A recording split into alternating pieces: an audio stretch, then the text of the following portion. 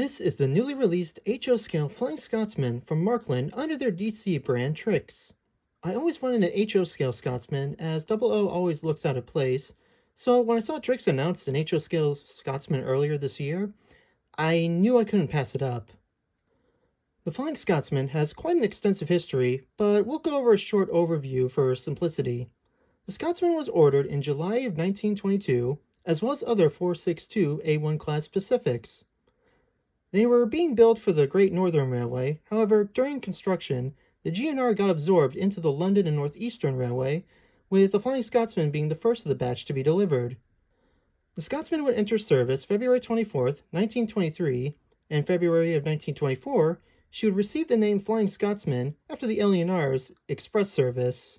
She would be the LNER's flagship loco and was used for many promotionals for the railroad. When the LNER changed the Flying Scotsman Express to non-stop, the Scotsman, along with the other A1s, would receive their corridor tenders, which allowed cruise switching during mid-run as well as expanded coal and water capacity.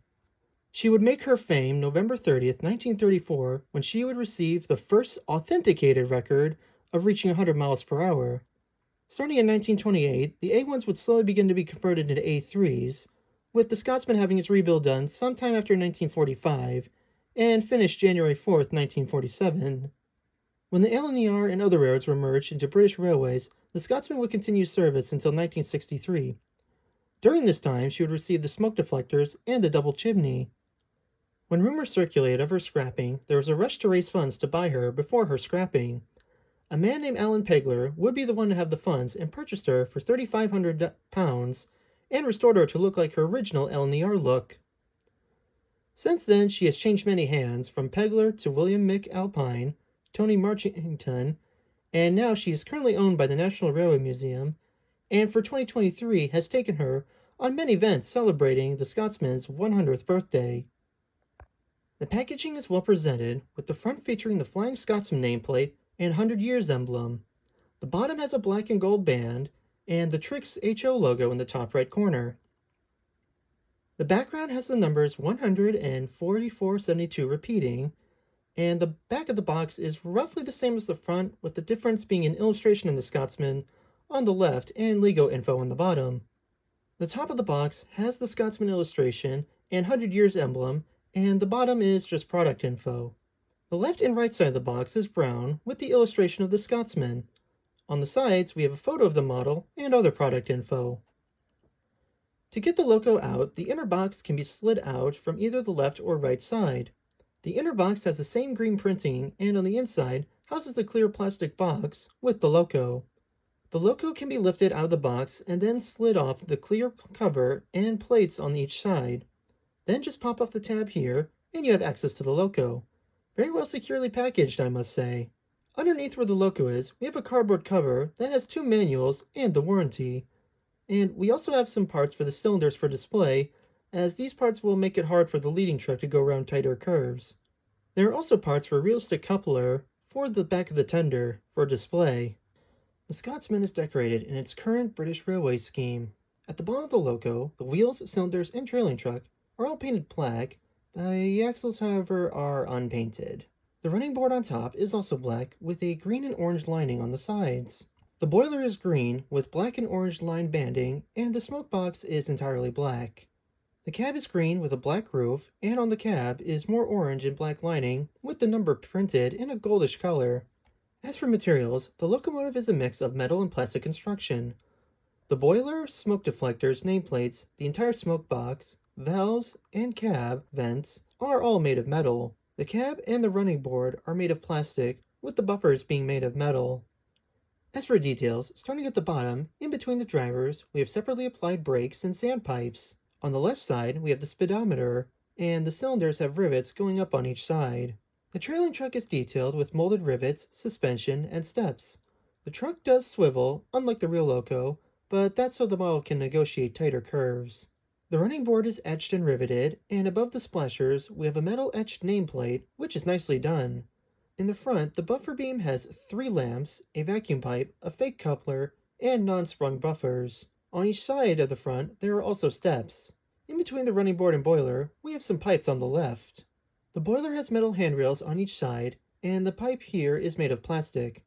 On the top of the boiler, there is a line of rivets down the seam, and the banding are separately applied pieces. The firebox on each side also has a handrail, and the dome, valves, and whistle are also separately applied pieces. The smokebox door has a separately applied handle and molded rivets, loco number, and a shed plate. On each side of the smokebox, we have smoke deflectors with handrails. Below the smokebox, we have the copper pieces, however, the color of them is not the greatest on this one. And on the top of the door, we have the Flying Scotsman train, not the loco, nameplate. The cab of the loco features a builder's plate, handrails, and windows that are glazed. Inside the cab, we have a fully detailed cab molded and partially painted. There are also 2 seats on each side for crew. On the top of the cab, we have rivets and an etched grille for the cab vent, however the cab vent does not open up. Between the cab and tender, we have a rubber cab cover. Continuing the scheme, the tender is black on the bottom, green for the main body, and black on the top. On the body, we have the black and orange lining with the BR crest in the center. The tender body is entirely one solid metal piece, including the coal load, and the bottom of the tender is made of plastic. On the bottom of the tender, the frame has molded rivet and suspension work, and the brake work is also separately applied. On each end of the tender, we have steps. On the front of the tender, we have molded doors, hatches, and levers, and there is also handrails on each side. In the back of the tender, we have separately applied steps, a lamp bracket, lamp, and a non-operable diaphragm. Inside the diaphragm, we have a molded door. At the bottom, we have 2 non-sprung metal buffers and a Marklin close coupler. There are also 3 separately applied handrails, and in the top right, we have a clear window for the corridor. At the top, we have a coal load, water hatch, and what appears to be a toolbox. Now, if you're curious about the difference between an HO and 00, here's the 00 American Scotsman from Hornby compared to the Trix HO Scotsman. Looks is not all this Scotsman has, as it is packed with many sound and lighting features. For sounds, we have the whistle,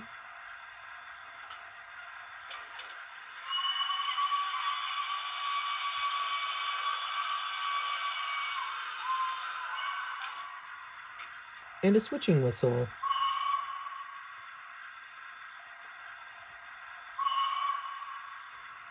Some interesting sound effects include 3 station announcements. The train arriving at platform 1 will be the Flying Scotsman service to Edinburgh Waverley via York. The Flying Scotsman service is about to depart from platform 1. Please stand clear of the platform edge. All aboard!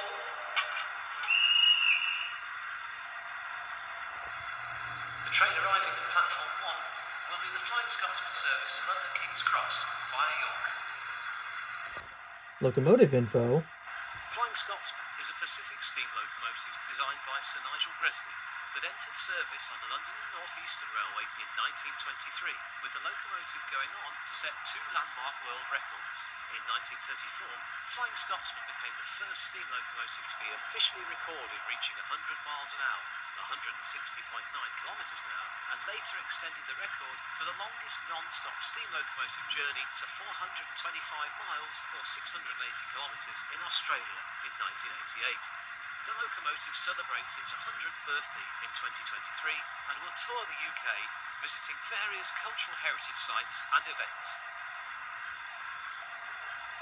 For lighting, we have the 2 front lamps. The center light can be either white or red.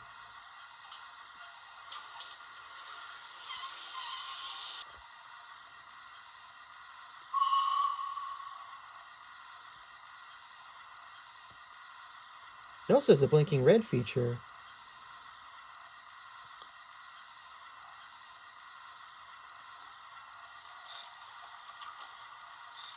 In the cab, we have a cab light,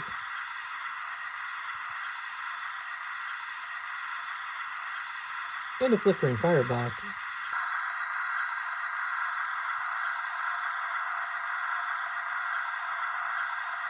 The tender has a rear light, and a corridor hall light.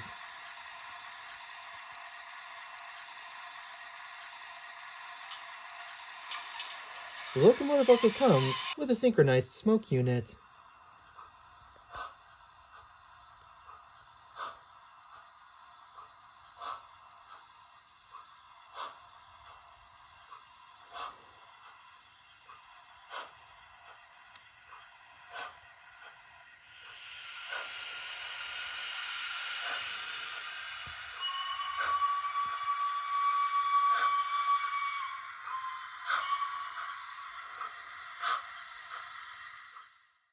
For this running session, I will be using some Rheingold coaches as I do not have much in the way of British rolling stock, so these German coaches will have to do.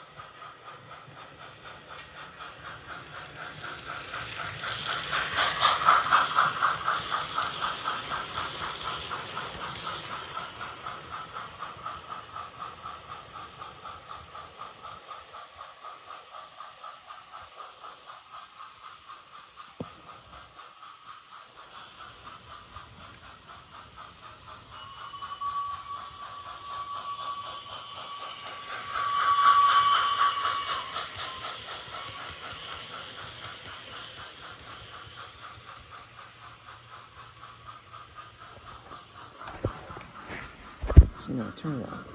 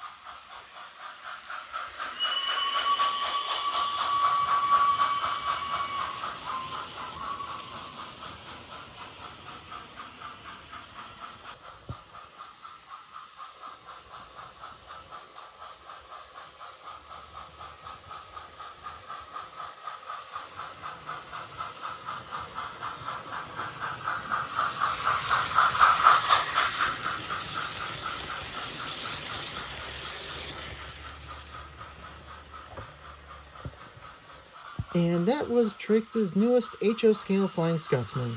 All I can say is it was well worth the wait and money in my opinion.